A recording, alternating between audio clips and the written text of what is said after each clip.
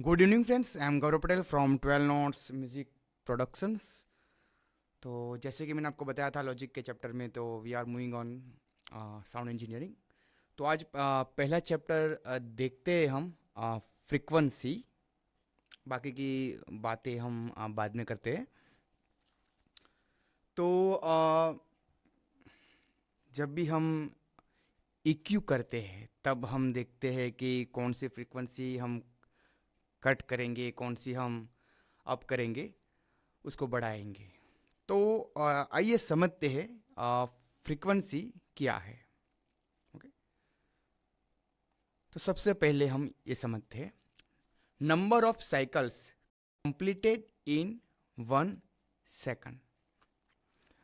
Okay, तो आप यहाँ देख रहे हैं ये एम्पलीट्यूड है और ये है उसका वेवलेंथ। तो ये एक साइकिल यहाँ पे पूरी हो रही है, तो इसका मतलब ये है 1 हर्ट्ज की फ्रीक्वेंसी।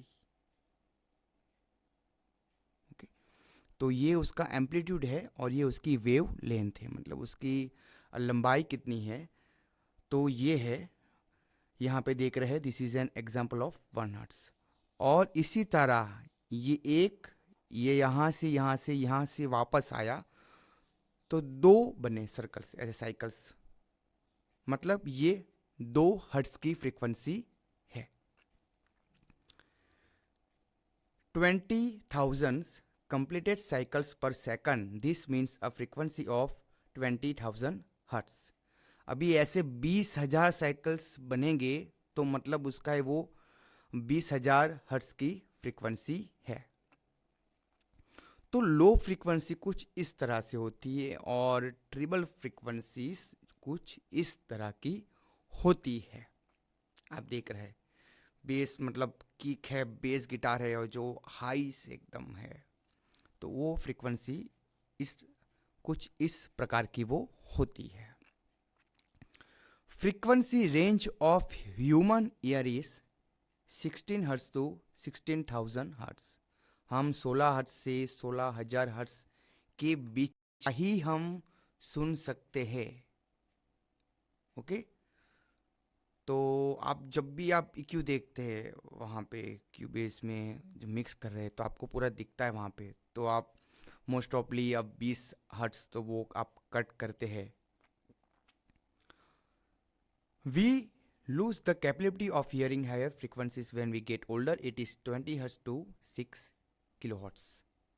तो जब भी हम जैसे जैसे हम बूढ़े होते हैं, तो वैसे वैसे हमारी जो हियरिंग हायर फ्रीक्वेंसी की जो हियरिंग रेंज है वो कम हो जाती है। जैसे जैसे हम होते हैं बूढ़े, वैसे वैसे। Sine waves are electronically generated. You won't hear a log barking pure sound waves, but all the sound waves are composition of many sine waves, which are all the various frequencies and amplitude.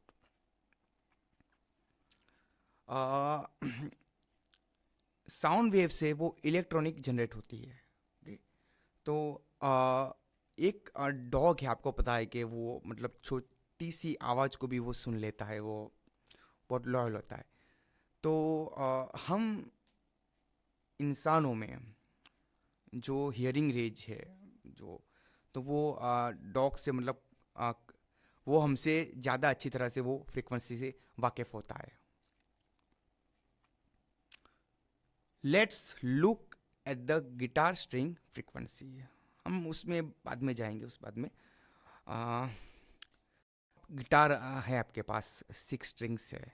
तो जो पहली strings होती है, okay, यहाँ से गलत लिखा है थोड़ा।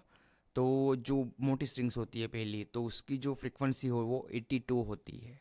मतलब 82 का मतलब जो आपने साइकिल बताई थी मैंने, ऐसे, तो ऐसे 1 1 2, तो ऐसे 82 साइकिल्स पूरी होती है। बहुत ये जो होता है बहुत ही फास्ट होता है ऐसा। तो ये 82 हर्ट्ज की फ्रीक्वेंसी होती है। दूसरा होता है स्ट्रिंग्स ए, उसकी 110, डी की 146, जी की 195, बी की 246 और ई की 329। तो आप समझ लीजिए कि कैसी उसकी फ्रीक्वेंसी रेंज, जैसे जैसे तार पतला होती जाती है, उसका गिटार का पतला होता जाता है, तो वैसे उसकी फ्रीक्वेंसी भी बढ़ती है। हम पियानो की ओर देखते हैं यहाँ पे। देखिए पियानो जो अब हमारे पास है, तो सी नोट होता है जब बजाते हैं, तो उसकी फ्रीक्वेंसी होती है 32। तो वैसे ही दूसरा ऑक्टेव का C2 होता है, उसकी फ्रीक्वेंसी है 65.4। C3 की होती है 130.8। ओके, जैसे जैसे ऑक्टेव बढ़ता है उसका इंटू 2 गुना 2 कीजिए आप, तो आपको वो मिल जाएगा। यहाँ पे हम समझते 20 हर्ट्ज से लेकर 40 समझिए, कुछ ऐसा कुछ, तो यहाँ पे लो पास रहता है। 40 से लेकर 80 तक मिड बास होता है, कि जहाँ पे हम ज़्यादातर किक होता है, तो किक रखते हैं हम ड्रम की। यहाँ से लेकर यहाँ तक अपर बेस होता है। ओके, तो यहाँ पे हम टॉम को कई बार बुश करते हैं। 200 से लेकर 300 लोअर मिड रेंज, यहाँ पे हम अपने वोकल्स के फंडामेंटल्स है वो ढूंढते हैं। 300 से 500 600 यहाँ पे कुछ मडी साउंड होता है। 700 से लेकर यहाँ तक 1 के समझ लीजिए, तो यहाँ पर अपर मिड रेंज है, जो हॉर्न की साउंड आता है, हॉर्न साउंड होता है, वो वहाँ पे होता है।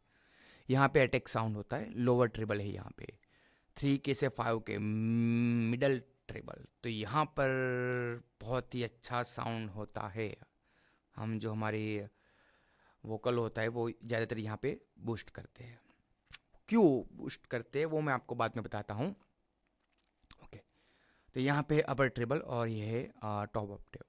तो यहाँ तो हम ज़्यादा सुन नहीं सकते। ओके, जाते हैं हमें डिटेल्स में। तो this is the number of the waves emitted or received in the 1 second up to the 1950s. Frequency was expressed in English speaking countries as so many cycles per second. तो यहाँ पे कुछ spelling की mistake हो गई है। Okay, तो पहले के दशक में जो फ्रीक्वेंसी थे, तो उसको साइकिल्स पर सेकंड ऐसा ही बुलाते थे। उसके लिए कुछ ऐसा कोई पर्टिकुलर नेम नहीं था।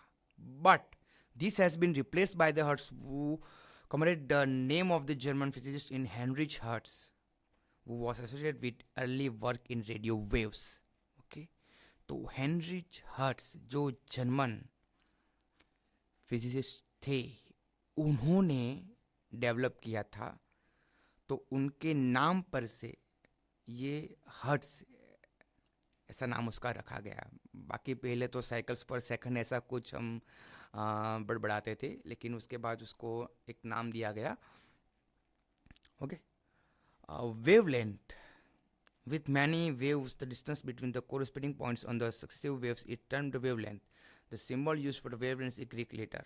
Okay, तो मैंने वेवलेंथ आपको बताई थी पहले के चैप्टर यहाँ पे। तो दिस इज अ वेवलेंथ, उसका सिंबल भी यहाँ पे है। Okay, amplitude, this is the height of the wave in whatever units are most convenient in electronic work. For example, the amplitude could be expressed in volts or amperes. तो amplitude मतलब उसकी जो height है, okay, तो वो vaults और amperes में बताई जा सकती है। ये जो है, ओके, तो उसको वॉल्ट्स या एम्पियर्स में बताया जाता है।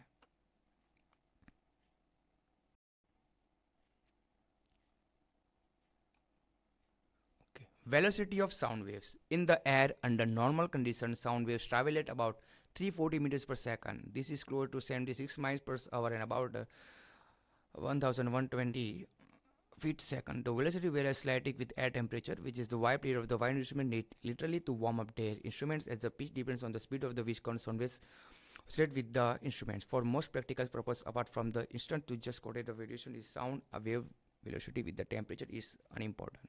Okay, तो जो साउंड वेव्स होती है, उसकी जो रफ्तार होती है, उसकी जो लेंथ होती है, कितनी दूरी तय करती है, तो वो दूरी तय करती है 340 मीटर्स पर सेकंड। साउंड वेव्स की जो लेंथ होती है वो कुछ इस तरह से होती है। Okay. Velocity very slightly with the air temperature, ये बहुत ही वेलोसिटी है वो एयर टेम्परेचर पर भी डिपेंड करती है। इसीलिए जो वाइंड इंस्ट्रूमेंट प्ले करते हैं, जो आप ब्रास बजाते हैं, सैक्सोफोन या ऐसा कुछ आपने देखा है, ब्रास सेक्शन, आपने जो मूवी देखी होगी विप्लेस, देखिए नहीं देखे तो बहुत ही ज़बरदस्त है, ड्रमर के ऊपर है, तो वो लिटरली वार्म अप करते हैं इंस्ट्रूमेंट को। जो अपना शो होता है उसके पहले अपने इंस्ट्रूमेंट को बहुत ही वार्म अप कर देते हैं, क्योंकि जो पिच है वो डिपेंड करती है उसकी स्पीड पर, विच साउंड वेव्स उसके विद इन द इंस्ट्रूमेंट। इसलिए वो लोग जब भी शो होता है उससे पहले वार्म अप करते हैं और इंस्ट्रूमेंट को अपने थोड़ा हॉट रखते हैं। Sound wave travels in air about 340 meter per second. तो यहाँ पे आप देख रहे frequency to wavelength is equal to velocity, wavelength is equal to velocity divided by frequency.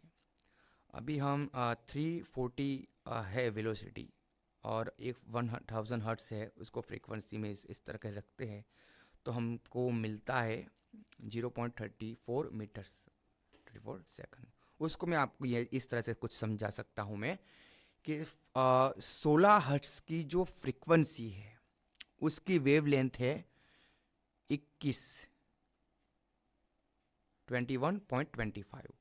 20 hertz की जो फ्रीक्वेंसी है उसकी जो लंबाई है, लेंथ है, वो है 17 मीटर्स पे है सब कुछ। तो आप यहाँ पे देखिए जैसे जैसे फ्रीक्वेंसी बढ़ती जाती है वैसे वैसे उसकी वेवलेंथ कम होती जाती है। ओके, अभी हम पॉइंट पे आते हैं यहाँ पे कुछ। तो फ्रीक्वेंसी जो लो फ्रीक्वेंसी होती है, मैं आपको यहाँ पे दिखाता हूँ। जो लो फ्रीक्वेंसी होती है, बेस फ्रीक्वेंसी होती है, उसकी वेवलेंथ बड़ी लंबी होती है, लेकिन जो ट्रिपल हाई फ्रीक्वेंसी होती है उसकी वेवलेंथ बहुत ही कम होती है। अभी मैं आपको एक बहुत ही अच्छा एग्जांपल देता हूँ। यहाँ पे आप शादी में जाते हो तो आपको वो डीजे वाला गाना बजाता है, आप बहुत ही दूर खड़े हो, बहुत ही दूर खड़े हो, तो होगा क्या वहाँ पे पता है आपको, कि आप बहुत ही जैसे जैसे आप दूर जाते हो ना डीजे से, तो आपको क्या सुनाई देता है वहाँ पे?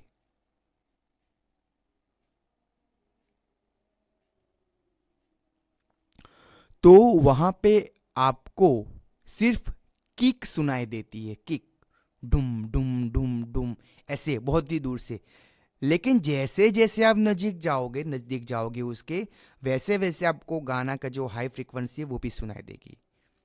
तो इस पर से आप समझ सकते हैं कि जो बेस लो फ्रीक्वेंसी है वो हमें दूर तक सुनाई देती है, क्योंकि उसकी वेवलेंथ बहुत ही ज़्यादा होती है, और जो हाई फ्रीक्वेंसीज होती है उसकी वेवलेंथ बहुत ही कम होती है, इसलिए ज़्यादा दूर जाने पर हमें वो सुनाई नहीं देती। ये आप समझिए। दूसरी बात कि हम क्या अच्छी तरह सुन सकते हैं। हमारा जो ईयर्स है, हमारे जो कान है, वो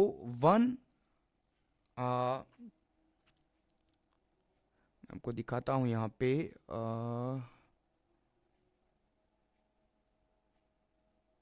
यस दिस इज वन। तो हमारे जो ईयर्स है हम क्या सुन सकते हैं, तो हम 1 किलोहर्ट्ज से लेकर 5 किलोहर्ट्ज की जो फ्रीक्वेंसी है नॉर्मली, वो हम अच्छी तरह से सुन सकते हैं। कुदरत ने हमें कुछ ऐसा ही बनाया है, तो वो ही फ्रीक्वेंसी है वो हम अच्छी तरह से सुन सकते हैं, ह्यूमन ईयर।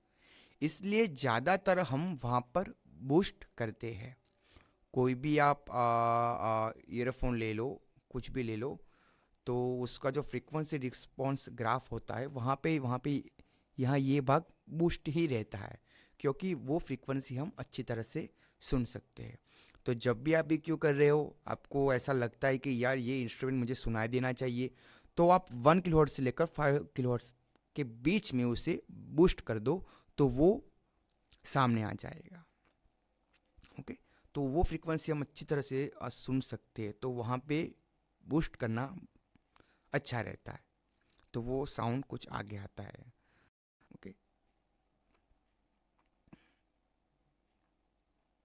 तो आप उसको स्टडी कीजिए। यहाँ पे फ्रीक्वेंसी को आप समझिए कि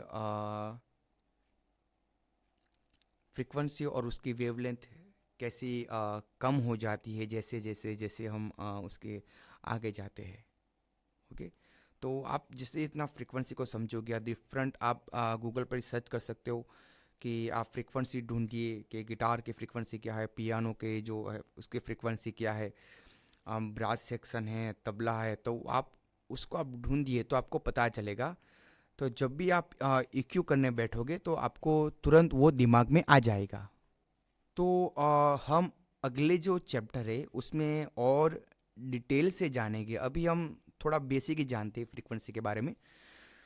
तो अगले चैप्टर में हम जानेंगे कि 20 किलो हर्ट्ज के ऊपर की कोई फ्रीक्वेंसी होती है, तो वो हम सब जो डिटेल्स में कुछ बातें हैं वो हम अगले चैप्टर में हम जानेंगे। और काफ़ी बाद में आपसे जुड़ रहा हूँ। आ, कुछ काम ऐसा था और गुड न्यूज़ भी थे कि बिकम द फादर। तो लिटिल रॉक स्टार मेरे घर आया हुआ है, अभी 1 साल का हुआ है। तो कुछ प्रॉब्लम्स थी, उसी वजह से मैं लाइव नहीं हो पा रहा था यूट्यूब पे, आपके सामने आने रहा था। तो इस लॉकडाउन में आप मज़े लीजिए, काफ़ी कुछ मैं अभी लेके आ रहा हूँ इसके आगे भी। तो जुड़े रहिए हमारे साथ, आगे भी मैं बहुत कुछ आपके लिए लेके आ रहा हूँ। तो जुड़े रहिए हमारे साथ। और आपको कुछ क्वेश्चंस है फ्रीक्वेंसी के बारे में तो आप कमेंट सेक्शन में मुझे लिख सकते हैं। तो बहुत ही कुछ मटेरियल है, मैं आपको PDF में आपको दूंगा बाद में। आपको EQ करने में आपको ज़्यादा अच्छा रहेगा, परेशानी नहीं होगी, आप फटाफट EQ कर सकते हो सब इंस्ट्रूमेंट का या वोकल का। तो मैं सब PDF में आपको मैं दूंगा एंड में, जब हमारा फ्रीक्वेंसी का चैप्टर ख़त्म होगा उस वक्त। ओके, तो जुड़े रहिए हमारे साथ, मिलते हैं।